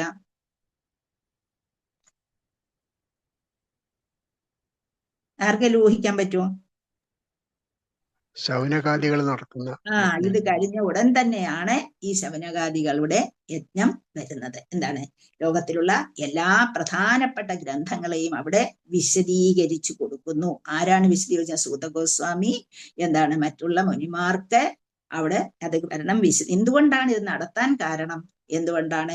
ലോകം അജ്ഞതയിലേക്ക് പോകുവാണെന്നും ലോകത്തിൽ ഉണ്ടാകാൻ പോകുന്ന കഷ്ടപ്പാടുകളെ കുറിച്ച് ഓർത്ത് മഹർഷിമാർ വളരെയധികം ദയാലുക്കളായിരുന്നു എന്നും അവരതുകൊണ്ട് അവരെ മനുഷ്യരെ രക്ഷിക്കുന്നതിന് വേണ്ടി ഒരു 1000 സംവത്സരം നീണ്ടു നിൽക്കുന്ന യജ്ഞം ആരംഭിക്കുകയും ചെയ്തു. അപ്പം ഇവിടെ അങ്ങനെ ഒരു യജ്ഞാനുഷ്ഠാനം നിങ്ങൾക്ക് നടക്കാൻ സാധ്യമായി എന്ന് ആര് പറഞ്ഞു കൊടുക്കുകയായത്? ഇത്തരത്തിലുള്ള അഭിമന്യുസുതനായ പരീക്ഷിത് മഹാരാജ് തന്റെ രാജ്യഭരണ പ്രവീണതയിലും രക്ഷാധികാരത്വ നിപുണതയിലും അത്രത്തോളം വിവേകിയായിരുന്നതിനാൽ ഇത്തരത്തിലുള്ള യജ്ഞാനുഷ്ഠാനം നിങ്ങൾക്ക് സാധ്യമായി എന്ന് പറഞ്ഞു കൊടുക്കുകയാണ്. നിങ്ങൾക്ക് സാധ്യമായി എന്ന് പറയുന്ന ആരോടാണ് പറയുന്നത്? ശൗനകാദികളോട്. ശൗനകാദികളോട് പറഞ്ഞു കൊടുക്കുക. ബ്രാഹ്മണരും സന്യാസിമാരും സമൂഹത്തിന്റെ ആത്മീയ പുരോഗതിയിൽ പ്രവീണരാണ്. അതേസമയം ക്ഷത്രിയർ അഥവാ ഭരണാധികാരികൾ മാനവ സമൂഹത്തിൽ ഐശ്വര്യവും ശാന്തിയും വരുത്തുന്നതിൽ നിപുണരാണ്. അപ്പം പലതായിട്ട് സമൂഹത്തെ പിരിക്കുന്നതിന്റെ ഉദ്ദേശം പല രീതിയിലുള്ള, അപ്പൊ ഒരു കൂട്ടരെ ഭരണാധികാരം മുന്നോട്ട് കൊണ്ടുപോവുക, ഒരു കൂട്ടരെ ഐശ്വര്യവും ശാന്തിയും മുന്നോട്ട് കൊണ്ടുപോവുക. അപ്പം സർവസന്തോഷങ്ങളുടെയും ഒരു സ്തംഭങ്ങളായിട്ട് ഇവർ നിൽക്കണം. അതുകൊണ്ടാണ് എന്താണ് 4 വിഭാഗത്തിലുള്ള മനുഷ്യർ സമൂഹത്തിൽ വേണം. ബ്രാഹ്മണ, ക്ഷത്രിയ, വൈശ്യ, ശൂദ്രര്. അപ്പൊ സമൂഹത്തിന്റെ ഒരു ലെവലിൽ എല്ലാവർക്കും ഒരുപോലെയുള്ള ബുദ്ധിയല്ല, എല്ലാവർക്കും ഒരുപോലെയുള്ള കഴിവല്ല, പല രീതിയിലുള്ള കഴിവും ബുദ്ധിയും ഒക്കെയാണ് മനുഷ്യർക്ക് കിട്ടുന്നത്. അപ്പൊ അതിനനുസരിച്ച് എല്ലാവിധ ജോലി, അതുപോലെ എല്ലാവിധ പ്രവർത്തനങ്ങളും ഒരുപോലെ ശ്രേയസ്കരമാണ് എന്ന് കാണിച്ചു കൊടുക്കണം. അപ്പം ഏറ്റവും ഇമ്പോർട്ടന്റ് ആയിട്ടുള്ള കാര്യങ്ങളെ ചെയ്യുകയുള്ളൂ, അല്ലെങ്കിൽ ഞാൻ പഠിപ്പിക്കുകയുള്ളൂ എന്ന് വെച്ചാൽ ബ്രാഹ്മണരത്തിലാണ് സമൂഹത്തെ അറിവ് പകർന്നു കൊടുക്കുകയാണ് ചെയ്യുന്നത്. അപ്പൊ അങ്ങനെ ഞാൻ ചെയ്യത്തുള്ളൂ. അല്ലെങ്കിൽ ക്ഷത്രിയരാണെങ്കിൽ ബ്രാഹ്മണർ ആത്മീയ പുരോഗതിയിൽ മുന്നോട്ട് പോകുമ്പോൾ ക്ഷത്രിയരെങ്ങനെയാണ് രാജ്യത്തിന് ഉയർച്ച ഉണ്ടാക്കാൻ ശ്രമിക്കും, അതേ ചെയ്യത്തുള്ളൂ, മറ്റു കാര്യങ്ങൾ ശ്രമിക്കില്ല എന്ന് പറഞ്ഞാൽ രാജ്യത്തിൽ സമ്പത്ത് ആവശ്യമാണ്, മറ്റു ജോലികൾ ഒരുപാട് കാര്യങ്ങൾ ചെയ്യേണ്ടതുണ്ട്, അവരെയെല്ലാം സേവിക്കേണ്ടതുണ്ട്. അപ്പൊ അതൊക്കെ നടത്തിക്കൊണ്ട് പോകേണ്ടത് കൊണ്ടാണ് ഈ 4 വിഭാഗങ്ങളായി ഭഗവാൻ സമൂഹത്തെ, ഭഗവാൻ തന്നെയാണല്ലോ ചെയ്തത്, വിഭജിച്ചത് എന്ന് പറയുന്നു. അപ്പൊ ഇവിടെ പറഞ്ഞിരിക്കുന്നത് സന്യാസിമാരും ബ്രാഹ്മണരും ആത്മീയ പുരോഗതിക്ക് മനുഷ്യരെ നയിക്കുന്നു. അതുപോലെ ക്ഷത്രിയരാണെങ്കിൽ മാനവ സമൂഹത്തിൽ എന്താണ് പിടിച്ചുപറിയും അടിയും കൊലയും ഒന്നും ഇല്ലാതെ എന്ത് കൊണ്ടുവരണം, ഐശ്വര്യവും ശാന്തിയും ഒക്കെ വരുത്തുന്നതിൽ അവർ നിപുണരാണ് എന്ന് പറഞ്ഞിരിക്കുന്നു. അപ്പം സന്തോഷങ്ങളുടെ സ്തംഭങ്ങളാണ് ഇവര്. ആകെ അങ്ങനെ മനുഷ്യന് സന്തോഷം കൊടുക്കുന്നതിനാണ് ഇവരുടെ പ്രവർത്തനം. അപ്പം രാജ്യത്തെ ആത്മീയ പ്രബുദ്ധത സ്വീകാര്യമാക്കാൻ സന്യാസിമാര് ഏറ്റവും അത്യാവശ്യമായിട്ടുള്ള കാര്യമാണ്. പക്ഷെ നമ്മൾ ഇന്ന് പറയും, ഇന്ന് സന്യാസം നിഷേധിക്കപ്പെട്ടിരിക്കുന്നു. എന്തുകൊണ്ടെന്നാൽ എന്താണ് അത് പറയാനുള്ള കാരണം, ഇന്നത്തെ സാഹചര്യത്തിൽ വേണ്ട രീതിയിൽ സന്യാസം നടത്തിക്കൊണ്ടു പോകാനുള്ള സാഹചര്യം ഇല്ല, അതിനുള്ള മനസ്സും മനുഷ്യരില്ല. അതിൽ സന്യാസത്തിലേക്ക് പോയിട്ട് അവിടെ വീണു പോകുന്നതിനേക്കാൾ നല്ലത് സന്യാസം ഇല്ലാത്തതാണ്. അപ്പൊ സന്യാസം കലിയുഗത്തിലെ ആ ഒരു മനുഷ്യൻ വരുത്തി കൊണ്ടുവരേണ്ടതായ പ്രശാന്തതയെ ഇല്ലാതാക്കും. അതുകൊണ്ടാണ് കലിയുഗത്തിൽ സന്യാസത്തെ അരുതെന്ന് പറയുന്നത്. പക്ഷേ സന്യാസികളെ മാത്രമേ ആ ഒരു കാലഘട്ടത്തിൽ അംഗീകരിച്ചിരുന്നുള്ളൂ. അതുകൊണ്ടാണ് നമ്മൾ ചൈതന്യ മഹാപ്രഭുവും അദ്ദേഹത്തിന്റെ ജ്യേഷ്ഠനും ഒക്കെ സന്യാസം എടുത്തു. എന്തുകൊണ്ട് എടുത്തു എന്ന് ചോദിച്ചാൽ, അല്ലാതെ ഒരു കാര്യം അല്ലാതെ ഒരു സന്യാസി പറയുന്നതിന് ഒരു പ്രത്യേക വില ഉണ്ടായിരുന്നു. അല്ലാത്തവർ പറഞ്ഞാൽ അതുപോലെയുള്ള വില കൊടുക്കുമായിരുന്നില്ല. അപ്പൊ സമൂഹത്തെ എങ്ങനെയെങ്കിലും ഉയർത്തിക്കൊണ്ടുവരുന്നതിന് വേണ്ടി, ഈശ്വരാവബോധത്തിലേക്ക് സമൂഹത്തിനെ കൊണ്ടുപോകുന്നതിന് വേണ്ടി അവരൊക്കെയും സന്യാസം എടുത്ത ശ്രീല പ്രഭുപാദരെ. അപ്പൊ അങ്ങനെ ഉയർത്തിക്കൊണ്ടുപോകാം. അപ്പൊ ആത്മീയ പ്രബുദ്ധതയുടെ ആവശ്യകതയെക്കുറിച്ച് അവരെ മനസ്സിലാക്കാൻ വളരെ പ്രയാസമായതുകൊണ്ട്, അല്ലെങ്കിൽ തന്നെയും പിന്നെയും പ്രഭുപാദർ ഇവിടെ പറഞ്ഞേക്കുകയാണ്, ധർമാനുശാസനങ്ങളുടെ അടിസ്ഥാന തത്വങ്ങളായ വൈരാഗ്യം, പരിശുദ്ധി, ദയാ, സത്യസന്ധത എന്നിവ ആത്മീയ വിജ്ഞാന സ്വീകരണത്തിനുള്ള അടിസ്ഥാനമൊരുക്കുന്നു. അത് മനുഷ്യരിൽ എത്രമാത്രം പ്രാധാന്യമുള്ളതാണ് എന്ന് പറഞ്ഞു. അപ്പം പരീക്ഷത് മഹാരാജാവ് ഇതെല്ലാം കൊണ്ടുവരുന്നതിന്, ഇതിലേക്ക് മനുഷ്യന്റെ അഭിരുചി വളർത്തിയെടുക്കുന്നതിനായിട്ട് ഒരു അനുകൂല സ്ഥിതിവിശേഷം സാധ്യമാക്കി തീർത്ത ആളാണ് പരീക്ഷിത്ത് മഹാരാജാവ്. അപ്പൊ അങ്ങനെ മഹാരാജാവ് മനുഷ്യനിലേക്ക് ഭഗവത് ചിന്ത കൊണ്ടുവരിക, അതുപോലെ ഞാൻ നേരത്തെ പറഞ്ഞ പോലെ മനുഷ്യന് ഏറ്റവും അത്യാവശ്യമായ ഓസ്റ്റെറിറ്റിയും എക്സ്ട്രീം ടോളറൻസും റെസ്പെക്റ്റും അനുകമ്പയും ഒക്കെ വളർത്തിയെടുക്കുക. അങ്ങനെ മനുഷ്യന് അറിവ് പകർന്നു കൊടുക്കുക. അങ്ങനെ മഹാരാജാവ് ഒരു നൈമിശാരണ്യത്തിലെ ഋഷിമാർക്ക് ഇങ്ങനെ ഒരു യത്നം നടത്താനുള്ള മനസ്സുണ്ടാക്കി കൊടുത്തു. എന്തുകൊണ്ട്? ഈ രീതിയിലുള്ള ഭരണം വന്നതുകൊണ്ട് മനുഷ്യന് എത്രമാത്രം ആവശ്യമാണ് ഈ ദീനാനുകമ്പയും മറ്റും പരിശുദ്ധിയും സത്യസന്ധതയും വേണ്ടതെന്ന് മനസ്സിലാക്കി അവർ അങ്ങനെ രീതിയിൽ കുറെ പേര് ജീവിച്ചു വന്നതുകൊണ്ട് ഇത് നടത്തി തീർക്കാൻ സാധ്യമായി തീർന്നു. അത് ഭഗവാന്റെ ഇച്ഛയാണെന്ന് പരീക്ഷിത് മഹാരാജാവ് മനസ്സിലാക്കുകയും ചെയ്തിരുന്നു. അത് തൻ്റെ രാജ്യത്ത് ഇതെല്ലാം നടത്തിക്കൊണ്ടു പോവുകയും ചെയ്തിരുന്നു. ഇപ്പൊ നമ്മുടെ ഇന്നത്തെ കലിയുഗവും അന്നത്തെ ഇതും കലിയുഗമാണ്, അതും കലിയുഗമാണ്. വലിയ ഒരുപാട് കാലങ്ങളൊന്നും കഴിഞ്ഞു പോയിട്ടുമില്ല. എങ്കിൽ പോലും നമുക്കത് മനസ്സിലാക്കിയെടുക്കാൻ കഴിയും. പിന്നെ ഒരു രാജാവിന്റെ പിൻബലമില്ലാതെ ദാർശനിക തത്വങ്ങൾക്ക് അല്ലെങ്കിൽ ധർമാനുശാസനങ്ങൾക്ക് മുന്നോട്ട് പോകാൻ കഴിയില്ല. അപ്പം രാജാവിന്റെ സഹായം ഉണ്ടെങ്കിൽ മാത്രമേ, ഭരണാധികാരി എതിരായി വരുമ്പോഴാണ് രാജ്യത്ത് ഒരുപാട് പ്രശ്നങ്ങൾ ഉദിക്കുന്നത്, അല്ലെ? നമുക്ക് കാണാവുന്നതാണ്. അപ്പൊ ഭരണാധികാരി ചെയ്യുന്ന കാര്യങ്ങൾ ജനങ്ങൾക്ക് വേണ്ടിയാണെങ്കിൽ അവിടെ പൊതു നന്മയ്ക്ക് വേണ്ടിയായിരിക്കും ബ്രാഹ്മണരും ക്ഷത്രിയരും മറ്റും എപ്പോഴും പ്രവർത്തിച്ചു പോരുന്നത്.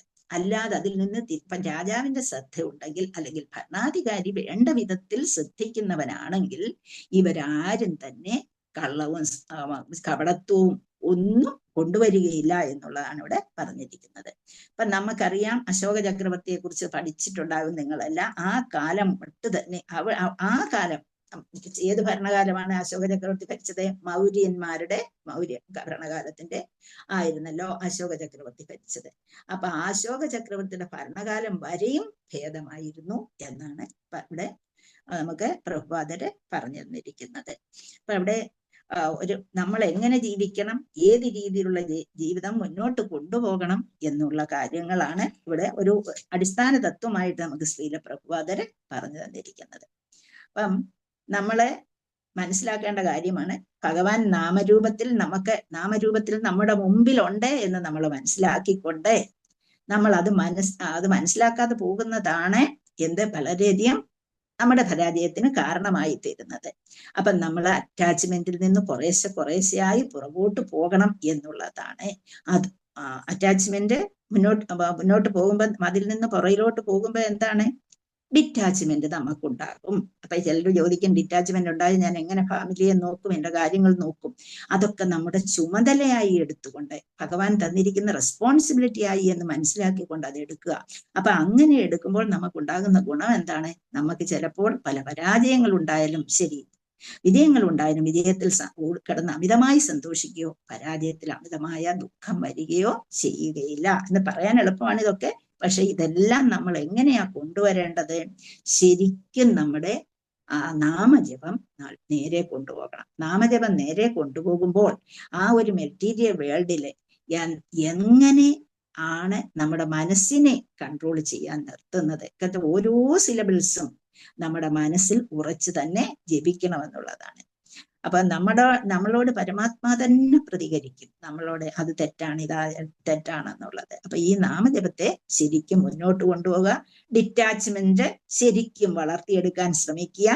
പിന്നെ വെൽ ഇക്വിപ്ഡ് ആയിട്ടുള്ള നോളജ് നമുക്ക് ഉണ്ടാക്കണം. എങ്ങനെയായിരിക്കണം? കാരണം കാര്യങ്ങൾ മനസ്സിലാക്കി എടുക്കണം. ഒരുപാട് വൈഹാട്ട് ചെയ്ത് എനിക്കത് അറിയാം ഇതറിയാമെന്നുള്ള ആ ഒരു രീതിയിൽ പോയിട്ട് കാര്യമില്ല. പക്ഷെ നമ്മൾ കാര്യങ്ങൾ മനസ്സിലാക്കി എടുക്കണം.